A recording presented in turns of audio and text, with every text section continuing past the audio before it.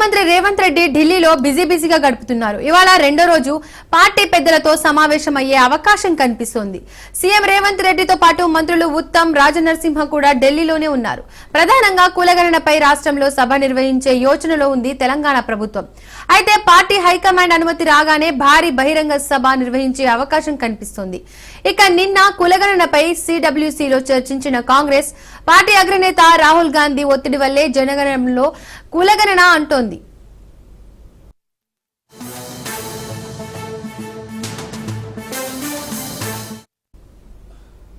ఇక ఇదే అంశానికి సంబంధించి మరిన్ని అప్డేట్స్ మా ప్రతినిధి రాజు లైవ్ ద్వారా అందిస్తారు. రాజు, ఎస్ దీపిక, సీఎం రేవంత్ రెడ్డి రెండవ రోజు ఢిల్లీలో పర్యటన కొనసాగుతా ఉంది.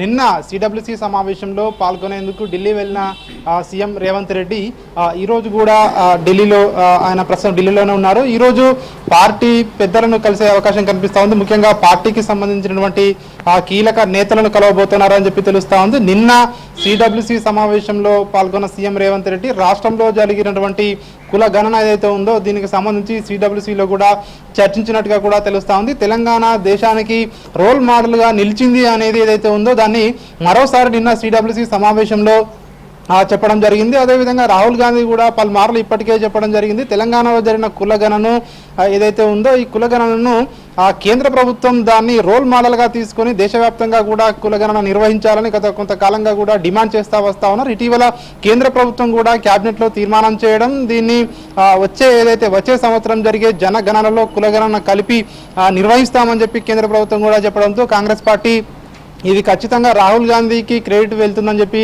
కాంగ్రెస్ పార్టీ చెప్తా ఉంది. ఖచ్చితంగా దీన్ని మేము బీజేపీ పార్టీకి సపోర్ట్ చేస్తాము ఈ విషయంలో అని చెప్పి కూడా సిడబ్ల్యూసీలో కూడా తీర్మానం కూడా చేయడం జరిగింది. అదేవిధంగా పెహల్గాంలో జరిగినటువంటి ఉగ్ర దాడి ఏదైతే ఉందో ఆ దాడికి సంబంధించి ఈ యొక్క సిడబ్ల్యూసీ సమావేశంలో నిన్న 2 నిమిషాల పాటు మౌనం కూడా పాటించడం జరిగింది. అయితే ఇప్పటి వరకు కూడా పెహల్గాం ఉగ్ర దాడికి సంబంధించి పాకిస్తాన్పై ఎట్లాంటి చర్యలు కేంద్ర ప్రభుత్వం తీసుకోవడం లేదు. ఎందుకు కేంద్ర ప్రభుత్వం మీనమేషాలు లెక్కిస్తూ ఉంది? సో కేంద్ర ప్రభుత్వం పాకిస్తాన్పై ఎట్లాంటి చర్య తీసుకున్నా మేము సంపూర్ణ మద్దతు ఇస్తామని చెప్పి కూడా కాంగ్రెస్ పార్టీ ఇప్పటికే సిడబ్ల్యూసీలో మరోసారి స్పష్టం చేయడం జరిగింది. సో ఇక కులగణన విషయానికి వచ్చినట్టయితే ఈ కులగణన క్రెడిట్ ఖచ్చితంగా కాంగ్రెస్ పార్టీకి దక్కుతుంది అని చెప్పి కూడా చెప్తా ఉంది. ముఖ్యంగా ఈ కులగణనను ఎప్పటిలోగా చేస్తారు అని చెప్పి కాంగ్రెస్ పార్టీ డిమాండ్ చేస్తూ ఉంది. సిడబ్ల్యూసీలో కూడా అదే తీర్మానం చేయడం జరిగింది. అదేవిధంగా ఈ కులగణనను ఎప్పటిలోగా పూర్తి చేస్తారు చెప్పాలని చెప్పి కూడా ఒక డెడ్ లైన్ పెట్టాలని చెప్పి చెప్పడం జరిగింది. అదేవిధంగా ఇది రిజర్వేషన్లకు సంబంధించి ఏదైతే 50% ఏదైతే నిబంధన ఉందో దాన్ని సడలించాలి.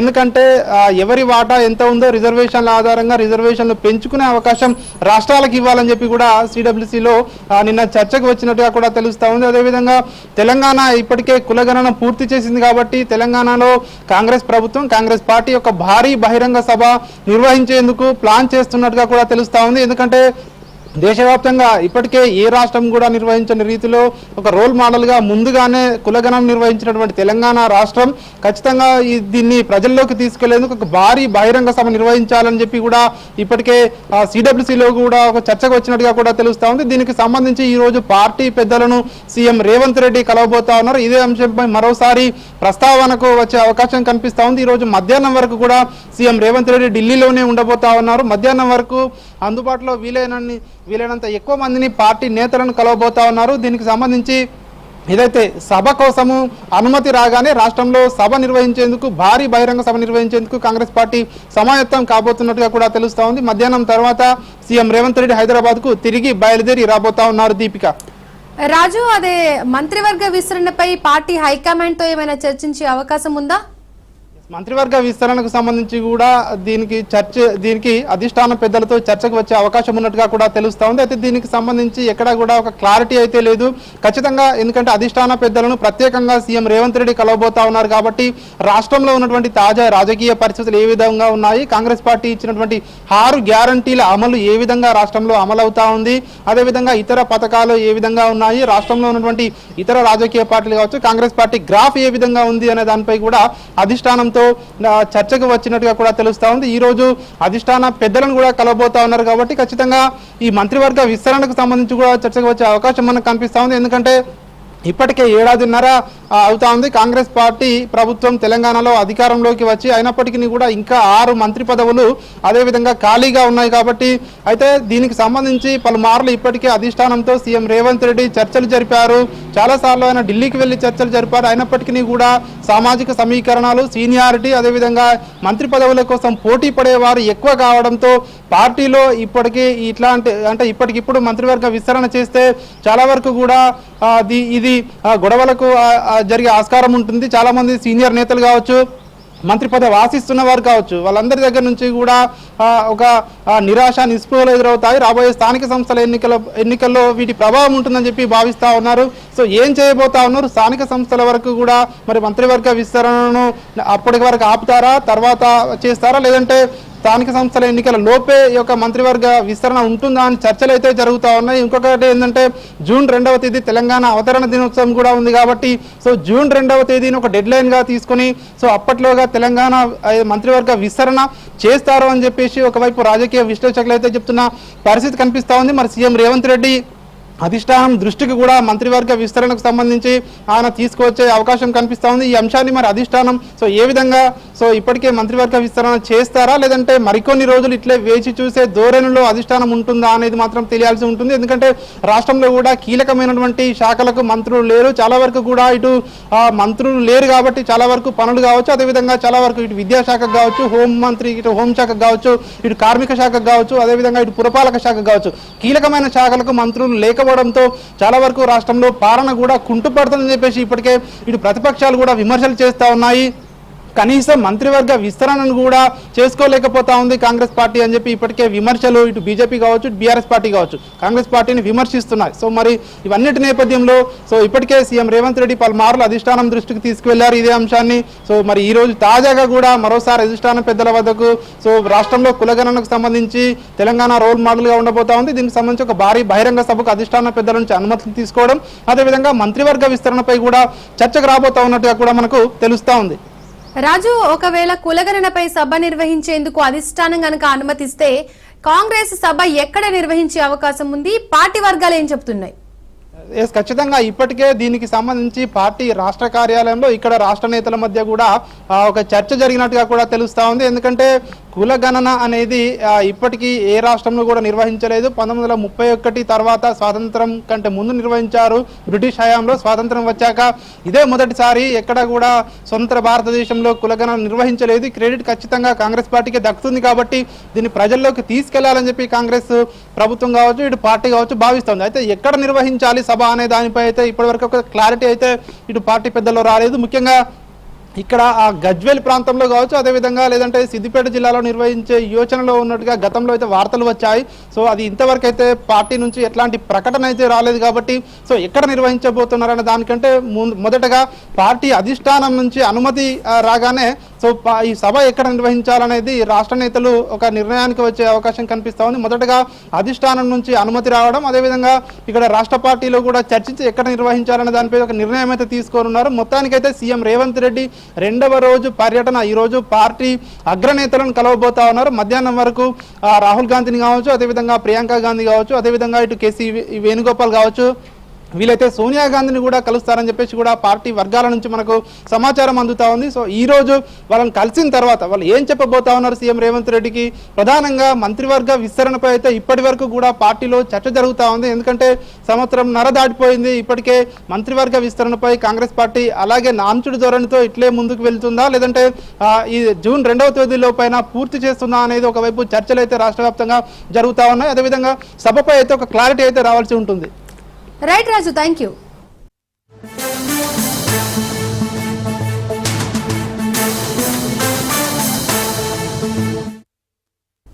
భారత్ పాక్ సరిహద్దుల్లో ఉద్రిక్తతలు కొనసాగుతున్నాయి. వరుసగా పాక్ కాల్పుల విరమణ ఒప్పందాన్ని ఉల్లంఘిస్తూ వస్తోంది. కుప్వారా, యూరి, అక్నూర్లో పాక్ కాల్పులు జరుపుతోంది.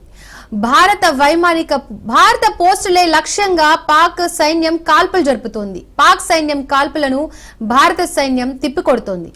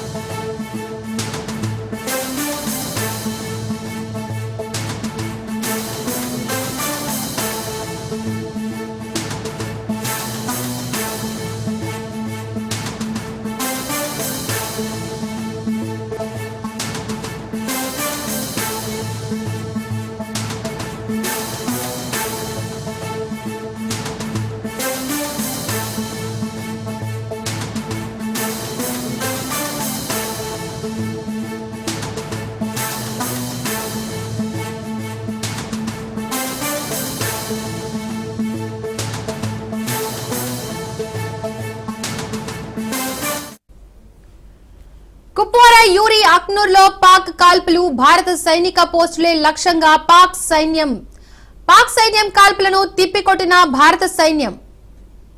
భారత్ పాక్ సరిహద్దుల్లో కొనసాగుతున్న ఉద్రిక్తతలు, కాల్పుల విరమణ ఒప్పందాన్ని ఉల్లంఘించిన పాక్.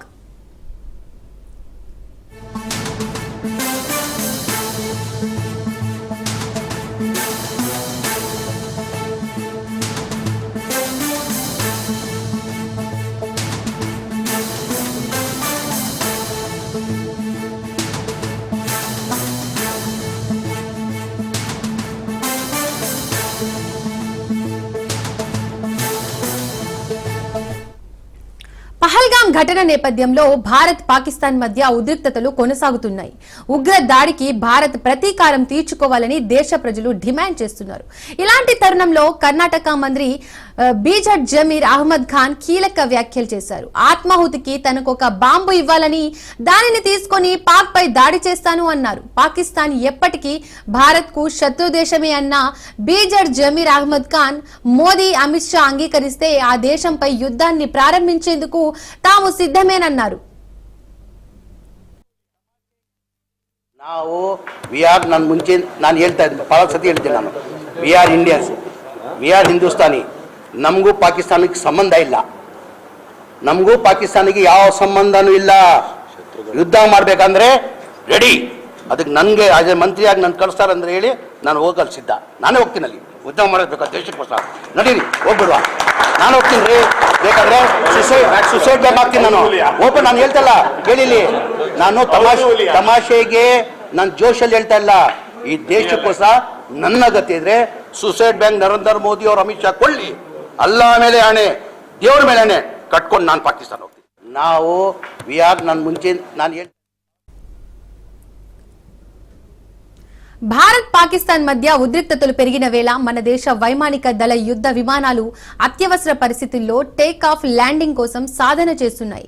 ఉత్తరప్రదేశ్లోని షాజహాన్పూర్లోని గంగా ఎక్స్ప్రెస్ వేపై సుమారు 3.5 కిలోమీటర్ల ఎయిర్ స్క్రిప్ట్ పై ల్యాండ్ అండ్ గో డ్రిల్ నిర్వహించాయి. రన్వేకు ప్రత్యామ్నాయంగా ఎంత మేరకు పనిచేస్తుందనే అంశాన్ని గంగా ఎక్స్ప్రెస్ వేను పరిశీలించారు.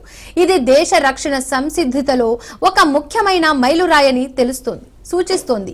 యుద్ధ విమానాల పగటిపూట మాత్రమే కాకుండా రాత్రి సమయంలో కూడా ల్యాండింగ్లను సులభతరం చేసే ప్రత్యేక సామర్థ్యంతో ఈ ఎక్స్ప్రెస్ వే స్ట్రెచ్ ను నిర్మించారు. దీంతో ఈ ఎక్స్ప్రెస్ వే దేశంలోనే మొట్టమొదటి ఎయిర్ స్క్రిప్ట్ గా నిలిచింది. ఇది వరకు లక్నో, ఆగ్రా, పూర్వాంచల్ ఎక్స్ప్రెస్ వేలలో కూడా ఇలాంటి అత్యవసర ల్యాండింగ్ డ్రిల్లు నిర్వహించారు.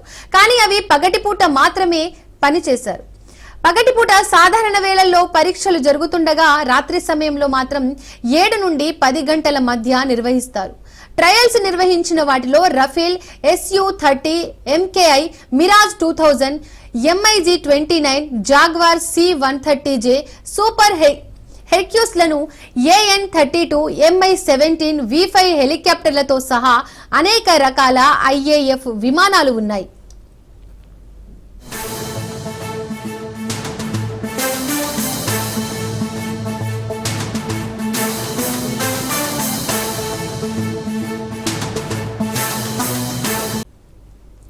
యాభై ఏళ్ల క్రితం అక్కడ మార్కెట్ ను ఏర్పాటు చేశారు. ఆ ప్రాంతం ఇప్పుడు డివిజన్ గా మారింది. నివాసాలు పెరిగాయి, జనాభా పెరిగారు. అయినా పాలకుల తీరు మారడం లేదు, మార్కెట్ గురించి పట్టించుకోవడం లేదు. దీంతో చిన్నపాటి వర్షం పడినా అటు వ్యాపారులతో పాటు ఇటు వినియోగదారులు ఇబ్బందులు పడుతున్నారు. మార్కెట్ మీద వస్తున్న ఆదాయంపై అధికారులకు ఉన్న శ్రద్ధ అందులో కనీస సౌకర్యాలు కల్పించడంలో లేదని ఆగ్రహం వ్యక్తం చేస్తున్నారు స్థానికులు. ఇంతకీ ఎక్కడా డివిజన్?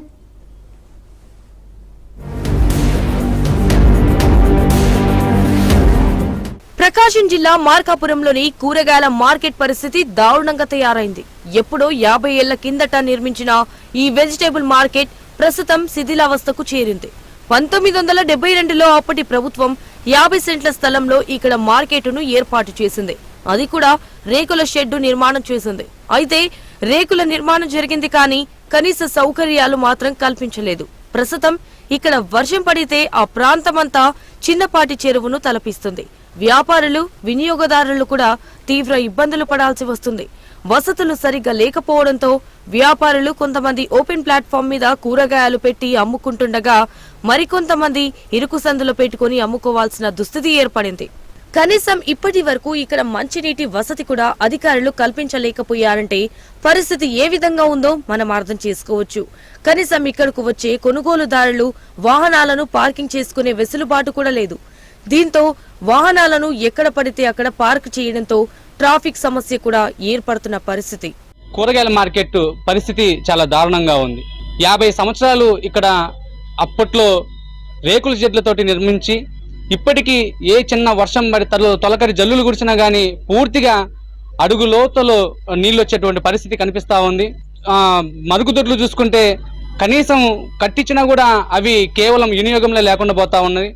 కూరగాయలు అయితే ఇక్కడ మొత్తం కుళ్ళిపోయినటువంటి ప్రాంతాలు తీసుకొచ్చి సైడ్ పక్కన వేస్తే అక్కడ ఉన్నటువంటి ఆవులు రావటం వల్ల ప్రధానంగా వచ్చేటువంటి కస్టమర్లకి అది బాగా ఇబ్బందికరంగా ఉంది.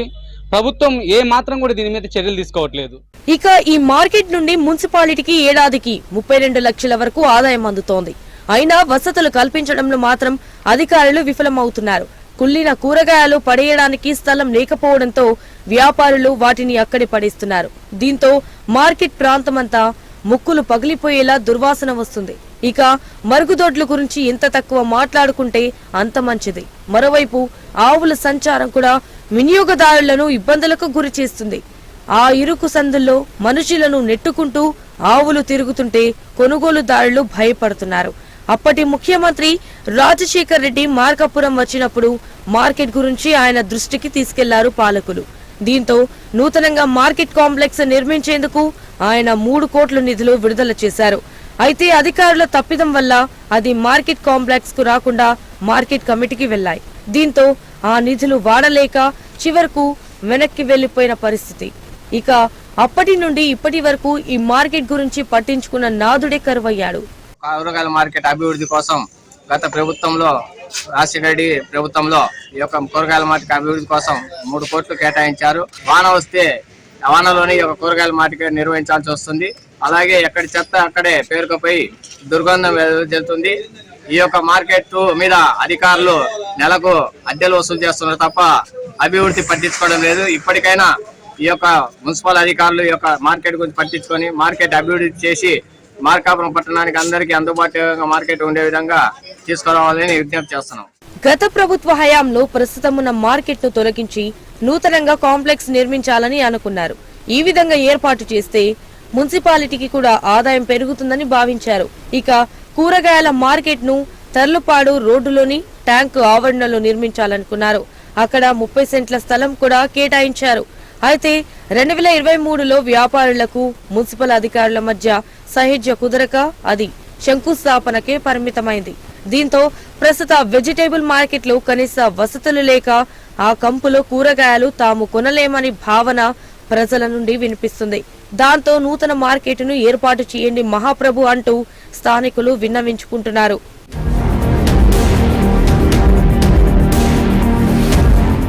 ఇప్పటికైనా స్థానిక ఎమ్మెల్యే మున్సిపల్ పాలక పక్షం వెజిటబుల్ మార్కెట్ పై దృష్టి సారించాలి. మున్సిపాలిటీకి ఆదాయాన్ని సమకూరుస్తున్న కూరగాయల మార్కెట్ గురించి ఆలోచించాలి. ఇక నూతన మార్కెట్ కాంప్లెక్స్ ఏర్పాటు చేసి ఇటు వినియోగదారులతో పాటు అటు వ్యాపారులకు మేలు చేసే విధంగా చర్యలు చేపట్టాలని ప్రజలు భావిస్తున్నారు.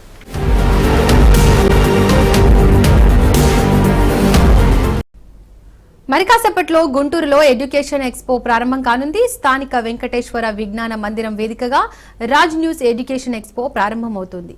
ఈ కార్యక్రమంలో జిల్లా కలెక్టర్, జాయింట్ కలెక్టర్, ప్రజాప్రతినిధులు పాల్గొననున్నారు. అదేవిధంగా జిల్లా నుండి వివిధ కాలేజీలకు చెందిన విద్యార్థులు ఎక్స్పోకు రానున్నారు.